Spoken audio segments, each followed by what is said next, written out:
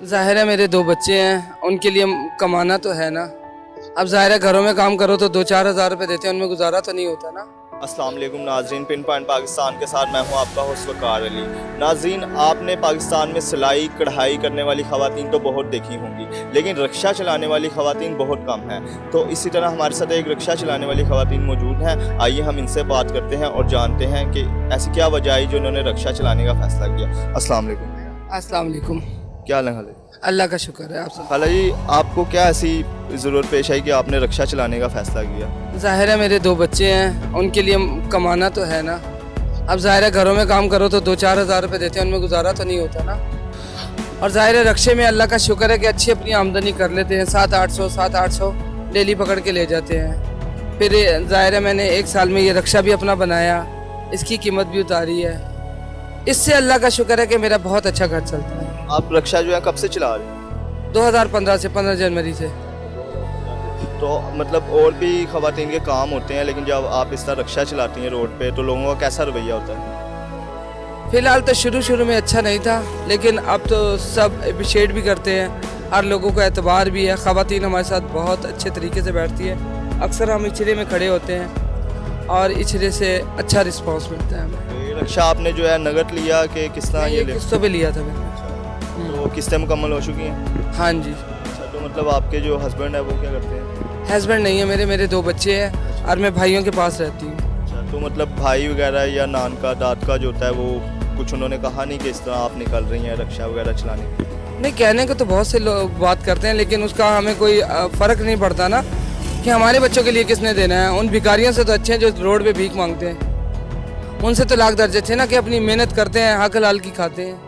अल्लाह का शुक्र कर। और जो ख़वातीन है मोस्टली पाकिस्तान में होता है कि सिलाई कढ़ाई कर ली या कहीं काम कर लिया किसी के घर, तो लेकिन रिक्शा जो है वो बहुत कम।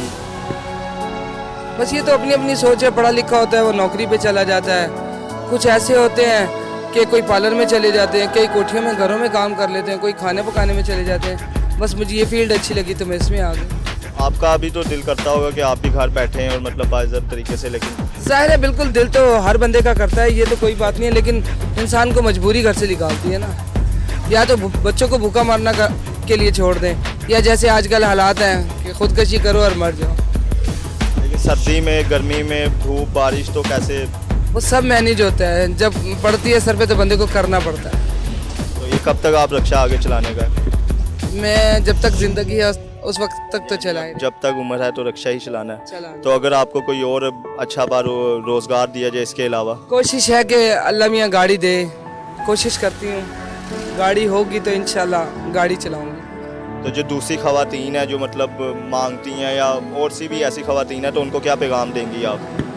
उनको हम यही कहेंगे कि आप ये मांगने वाला काम छोड़ के कोई घरों का काम कर लें या हमारी तरह कोई रिक्शा चला लें, ताकि एक इंसान की, औरत की एक माशरे में इज़्ज़त हो।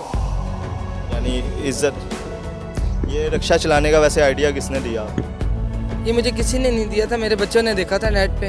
एक NGO आ रही थी, उसके थ्रू तो उन्होंने कहा कि मम्मा आप रिक्शा ले लो, तो मैंने अपने बच्चों के कहने पे आपको चलाना किसने सिखाया? हमारे पास एक खातून है जो सिखाती हैं, उन्होंने ही सिखाया। तो इससे मतलब आमदनी इतनी हो जाती है कि गुजारा हो जाता है? अच्छा, अल्लाह का शुक्र है, 700-800 डेली आ जाता है। तो पेट्रोल वगैरह सारा खर्च वगैरह सब निकाल, निकाल। यानी आप खुश हैं इसका? अल्लाह का शुक्र है। आप हुकूमत को क्या कहना चाहेंगी कि मतलब जिस तरह की ख़वातीन है उनको सपोर्ट करना चाहिए?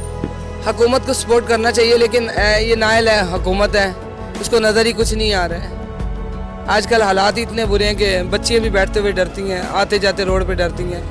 हालात ही ऐसे हैं। हुकूमत को देखना चाहिए और सोचना चाहिए कि जो मजबूर ख़वातीन हैं उनका एक सहारा बने।